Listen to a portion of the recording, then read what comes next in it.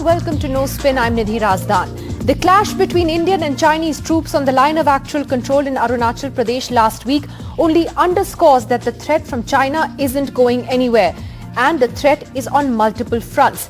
There is the LAC, where the defense minister has accused China's PLA of trying to unilaterally change the status quo, and also the news this week of a massive cyber attack on the systems at the All India Institute of Medical Sciences, also believed to be from China. Ties have not been normal since the Galwan clash in 2020 that left 20 Indian soldiers dead and a number of Chinese troops as well. But despite that tension and despite everything that has happened, trade with China has actually boomed. In fact, government data shows that post-Galwan, India's imports from China have substantially increased and exports have actually fallen. What therefore should India's strategy be to counter this threat, which, as I said, is coming on multiple fronts? Joining us first on the program tonight is India's former Foreign Secretary and former Ambassador to China, Nirupama Rao. Thanks very much, ma'am, for being with us. Just wanted your thoughts on this fact that India is fighting a multiple battle, in a sense, with China on the cyber front, economic front, certainly on the LAC. But then what explains the fact that our trade with China is also booming at this time? Well, Nidhi, I think this is a very complex situation, and it's difficult to really attribute just one blanket definition to the state of affairs. Yes, China is very much our adversary today, and post-Galwan, we have seen a very steep deterioration in the climate of relations and in the content of our relations with that country.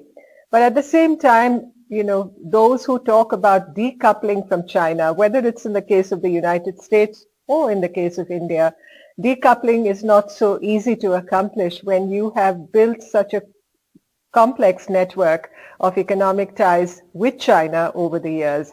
So maybe what the situation indicates is that there will be some diversification of economic ties, but decoupling is going to take much more time. So you will see a rise in the trade figures between India and China, because that decoupling is not going to happen overnight. So that's one part of the very troublesome equation today. But when it comes to the other aspects of the relationship, I think on the border, on the line of actual control, you are seeing a situation of armed confrontation between the two sides and a constant series of transgressions which we say are from China. The Chinese have their own explanation for that. But the fact is that unless we are able to sit down, both China and India, and to work out a system of disengagement which will obviate the occurrence of such situations with more and more frequency in the future, which really can heighten the risk, as one of my former colleagues said recently, the risk of strategic miscalculation on both sides. Right. But the fact is that India and China have been engaged diplomatically, as you know. The foreign ministers have been meeting at different multilateral meetings as well. The two leaders recently only exchanged greetings in Bali, but and at the military level, certainly. So at this point, what more can India do? So obviously the effort is being made to try and disengage, and yet the transgressions keep happening and escalating like they did in Arunachal. There's no doubt you're seeing very coercive moves by China. But the challenge before both countries is the whole issue of risk management. How are you able to manage the risk that is mounting along the shared border, along the line of actual control? How are you going to obviate the possibility of strategic miscalculation? And it's not just enough for, you know, our foreign ministers to meet in group meetings or the two leaders, Prime Minister Modi and President Xi, to exchange pleasantries as they did in Bali. We need a very, very conscious and concerted effort to resume the whole system, the structure of dialogue between the two countries. And this is going to be hard work. This is going to involve a lot of sweat and toil. And we must be prepared for that, because what is the future of this relationship? Are we preparing for inevitable conflict between the two countries? Surely that can't redound to the good of either of our nations. So I think we must think very seriously about the way ahead and about what solutions we can apply to the present state of relations. And I think the way does point in the need to resume dialogue, and I mean serious dialogue, bilateral dialogue between the two countries. What is your take on the current debate about whether, for instance, there should be an open discussion on this in Parliament? There's a lot of political debate about it, certainly. We know that in the 1962 war, at that time, during that war, there was a discussion in Parliament. Would it be helpful for the government to take the opposition into confidence and build a political consensus on this, rather than keeping quiet? Nidhi, in my book, The Fractured Himalaya, in the concluding chapter to my book, I did refer to this aspect. And I think it would be wrong to politicize this issue. I think we need bipartisan and multi-partisan consensus on the whole approach to China. And we must understand the history of this dispute. Today we talk about, transgressions along the line of actual control. But we don't dwell on the fact that this is one of the longest standing border disputes between two nations. And here we are, two Asian giants at each other's necks, literally, at this moment. And can we afford to forget the history of this dispute? Much of it, I think, was inherited by both countries at the time of independence and liberation. And somehow, I think that history has become the mediating factor in this dispute. I think we need to sit down today and understand that there is need to resolve these problems, as other countries have done. And there is no reason why two countries with the civilizational history of India and China and the maturity to apply their minds to the settlement of this dispute should not be working towards that solution. So if I could finally ask you to sort of look ahead, given that President Xi is now actually even more powerful than he ever was, and perhaps is today the most powerful leader that China has seen in recent history, given China's expansionist designs, should we expect a more aggression on different points of the line of actual control despite everything? Should we expect more cyber attacks, psyops, etc.? Is that what the future brings? Well, yes, I think we should be prepared for difficult days ahead, given the current state of relations and the lack of trust and mutual understanding between the two sides. I think we should be prepared. We should gird ourselves for that. But again, I don't think we should operate on the basis of assuming that there is no way out of this. I think two countries such as ours should be able to resolve these difficulties. It is true China has become increasingly powerful, increasingly muscular. People have talked about a sense of revanchist entitlement on the part of China, and we are dealing with this. We are dealing with it, and many other countries are dealing with it, as for instance in the South China Sea and the East China Sea. So this is the China that has come to our doorstep literally today. But I think, like a lot of other countries in this region, I don't believe the answer is to prepare for war. We should understand these are very difficult times for all of us. But we have to understand also that we must prepare to devise a system of coexistence between all countries in the Indo-Pacific, because ultimately this is where we stay, this is where we belong. Ambassador Nirupama Rao, thank you very much for joining us and giving us your perspective on that important story. Let's see what the near future holds. Let me go across to our panelists now this evening. We have Ambassador Vishnu Prakash joining us. Thank you very much for being with us, Mr. Prakash. Karuna Gopal of the BJP, and Nikhil Pava, cyber expert and founder of Media Nama, joining us as well. Nikhil, I wanted to actually begin with you, because we focused a lot on the line of actual control and what's happening with our troops. But the cyber attack angle of this is actually, quite serious. Now, it's been happening for a while, but I guess what happened at the All India Institute of Medical Sciences has, thrown it, on the front pages of the newspapers finally. What do you make of this? I mean, what kind of threat are we looking at, actually? Nidhi, I think many institutions are going to be under threat right now, and this is not surprising because what's been happening over the last many years is that physical confrontation actually happens alongside cyber attacks, and in fact, cyber attacks quite often precede physical attacks, as we saw in case of Russia and Ukraine as well. So it is as more and more of our systems are becoming digital, as patient data is getting digitized, and we're increasingly dependent on connectivity for power, for health records, for delivery of services. All of those systems are under threat, and so cyber attacks is actually one unique and useful way if someone has to attack anyone else, because the most difficult part of a cyber attack is attribution.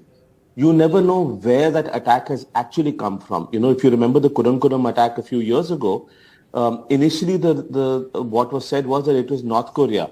But in my conversation with the National Cybersecurity Advisor a year or so later, he said that we haven't been able to attribute it to anyone. So while it might be believed that this is happening because of China, because IP addresses were from Hong Kong, etc., you can't prove that it was that they have done the attack, and that's the most tricky part of cyber attacks.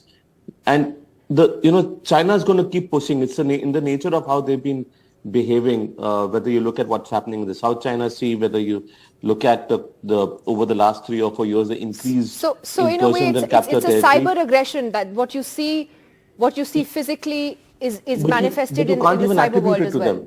You can't be sure, you can never be sure who is actually attacking in the cyberspace unless someone claims it. Yeah, absolutely, that's true. You can only have suspicions. Karuna Gopal, I guess the other question really is that, as you see the trade figures, for example, the trade has actually, we've been importing more from China post Galwan, etc. Is there a lesson here also in lowering the political rhetoric just a bit? Because after Galwan, there was a lot of this, we are going to be Atmanirbhar, we're going to be self-reliant, which is fine from the government side, because that may be the aim in the long run, but that, we'll not buy Chinese products, we'll stop importing from China, and quite the opposite has happened. So do you feel that, in these sensitive situations, there needs to be a little toning down of some of this rhetoric? Yes, Nidhi, I think it's very important to understand China, the entity that China is. If you historically look at China, China has placed an enormous amount of importance in its economy, and the second thing is on its army. Now, if you recall, soon after the COVID attack, the IMF predicted that there will be a global growth contraction of 4.4%. But that year, China had a trade surplus of almost $535 billion. That is what China is. So the economy of the world is intractably linked to the economy of China. Now look at China and Russia. We are talking about India being dependent. Look at China and Russia. They have never been friends. Right from 1996, they've been having squabbles. Now Russia is importing heavily from China. Now look at US and China. Exactly, you're right. Never been friendly. It's a complex situation, which is why I'm saying that perhaps the political rhetoric needs to be a little more sober rather than jingoistic. Yes, I mean, the context is being ignored. Nobody understands the larger picture. Nobody understands how very dependent the world economy is on China economy. Though we are making efforts, like for instance, Indian efforts are quite laudable, I must say. Atmanirbhar Bharat, I remember how we used to practically import 100% of our, mobile phones, but today we are actually exporting them. Look at the toy story. 86% of the toys used to come from China. Today we have we been still have a long way to go. 70%. We still have a long way. And like I said, that's a more long-term goal. I mean, that's not something that could have been done immediately post Galwan, as, the people who are smashing Chinese TVs, imported TVs, seem to suggest. But Ambassador Vishnu Prakash, you heard what Nirupama Rao was saying there about the need to actually have a full-fledged engagement with China rather than, a semi-engagement as such. Do you agree with that that's the only way that we can find some kind of workable relationship with them? Nidhi, good evening. That China is a neighbor is a reality. That we share a 3,500 kilometer long unsettled border is a reality, and we cannot wish China away. We are two very large countries, and eventually we have to find a way of coexisting. If we cannot be friends, at least we should have a working relationship. But it takes two to tango. Since the visit of Rajiv Gandhi in 1988, every effort has been made to find a modus vivendi with China. But as you very well know, in recent years, with the the economy soaring, the military might soaring, they have developed ambitions of being the hegemon in the Indo-Pacific region, or at least in the Asian continent. The challenge, frankly, is that while we want a multipolar Asia, China wants a unipolar Asia. Why am I saying that? It is that, we can do this much, but China also has to show an intent of finding a modus vivendi with India. After all, Prime Minister Modi, or for that matter, all Prime Ministers of India have tried very hard as much as it is possible. But when you have a country which is determined to have its way and ignore your national interests, then you have a challenge. So the talks are being held at all levels. But for the principles to meet, there has to be some kind of an understanding. And I think we are still not there. But yes, eventually the only way forward is to find, to talk, get back to the negotiating table and find some kind of a mutual understanding, because the opposite of that is going to be a lot of trouble. Yeah, disaster. Absolutely. We have Lok Sabha MP of the Congress, Mr. Manish Tiwari, also joining us. And Manish Tiwari is among the MPs from the opposition who've been pushing hard for Parliament to have a discussion on this issue with China. As I was pointing out earlier, Manish, in 1962, we had a war with China. Parliament discussed, that even when that war was going on. This reluctance to even talk about it. What do you make of that? Well, indeed, that's exactly what is baffling. Nobody is trying to finger point at the government, because obviously everybody understands that it is a sensitive situation. The border has been taut since the April of 2020. But it has been 6 sessions since the April 2020 transgressions. Parliament met for the first time in the September of 2020, and now we are in the December of 2022. And except for certain statements by Defence Minister Mr. Rajnath Singh, or an odd statement by the External Affairs Minister Mr. Jai Shankar, there has been no substantive discussion on the Sino-Indian relationship. Also, with regard to the situation in Eastern Ladakh and now in Arunachal Pradesh. So therefore, as the apex democratic institution of the country, I think it is warranted that the government takes Parliament into confidence as to exactly what is going on. And ironically, and it's a bit of an oxymoron, that while you've had this situation on the border which has been tense, you've had Galwan, you've had Yangtze, India's trade relationship with China seems to be...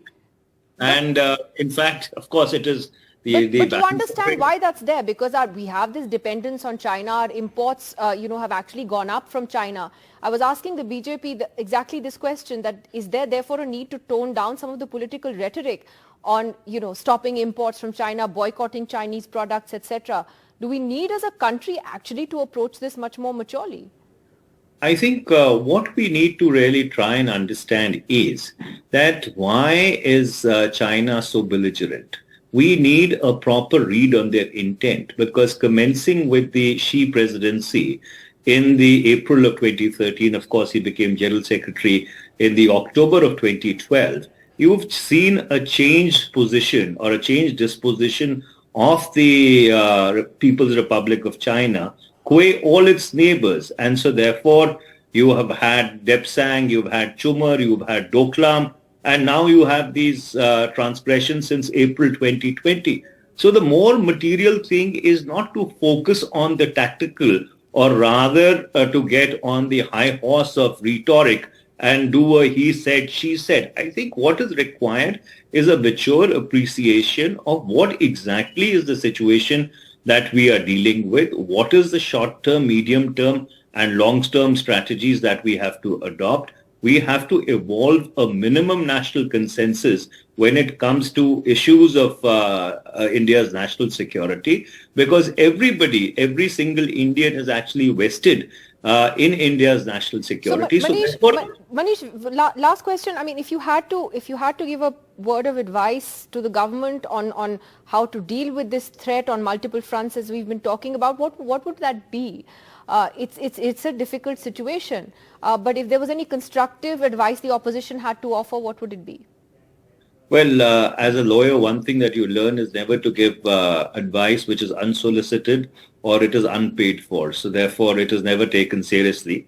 I am not going to embark down that path, but suffice to say, I think the starting point of any serious consensus building is to first take Parliament into confidence, allow a full discussion to play itself out, and you will find that rather than finger pointing, Parliament will rise to the occasion and the nation will actually come out strengthened, and the government will have Parliament behind it when it comes to dealing with China. I think that's an important point. I think that's an important point to make, because people often think it will get reduced to a tutu meme. It doesn't have to be like that. Manish Tiwari, thanks very much for that. Ambassador Vishnu Prakash, I mean, just a quick comment on that. The need to have a political consensus. Normally on foreign policy, we've had it. It's very sad to see that breakdown. Would you like to see, Parliament come together? It might be good to have Parliament pass a resolution, for instance, on this. Let there be a proper, healthy discussion. Nidhi, it's a fact that every country, start with the US, take any country, when there is an external emergency, external threat or internal challenge, you rally around the flag. You do not second guess the government. You do not suspect the government.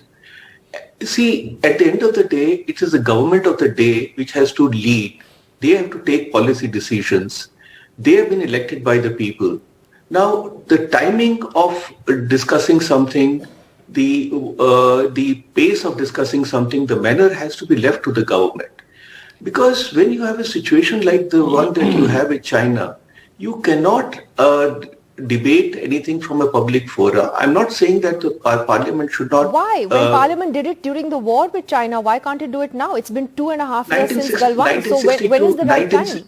1962 and 2022 are not the same thing. I would again say that, we have very little information and facts at our command. The government of the day, like it or not, has the information. And I think that decision has to rest with the government as to when and how and at what pace to hold a discussion, because you cannot disclose your policies, you cannot So nobody is saying disclose national secrets, but why not have a discussion and take the opposition into confidence? It was a full-scale war in 1962. That decision, Nidhi, in my view, is best left to the government, because they have to decide. Whichever government is in power, there is only one power center in the country. It's for the government to decide. To force the pace is not something that I would... Well, I don't know if it's forcing the pace 2.5 years after 20 Indian soldiers were killed. But Nikhil Pava has an intervention to make here. Yes, just Nikhil. One moment, sir. Just a quick comment from Nikhil, yes. Nidhi, I just want to talk about defense, right? Yeah. From a cyber perspective, we still don't have a national cybersecurity policy. We are collecting so much of data. We don't have a privacy bill, but we also don't have proper regulations or government institutions that are collecting this data to actually secure themselves. We are at risk at a national scale when it comes to similar to what's happened at AIMS. So we are going to be susceptible to attacks. And the national cybersecurity policy, that process I think began in 2018 or 19. It still hasn't been finalized. I mean, in that much time, you probably need to start all over again. I think we need to get a move on when it comes to first securing ourselves as well. And we can talk about China all we want. We are not just susceptible to attacks from China, but also from the rest of the world. I think that's a very significant point that you've made there, Nikhil Pava. I'd like to thank everyone for joining us tonight as we continue to focus on the threats from China and what are the constructive ways with which this can be dealt with as a country on every front. Thank you very much to all of you. Thank you.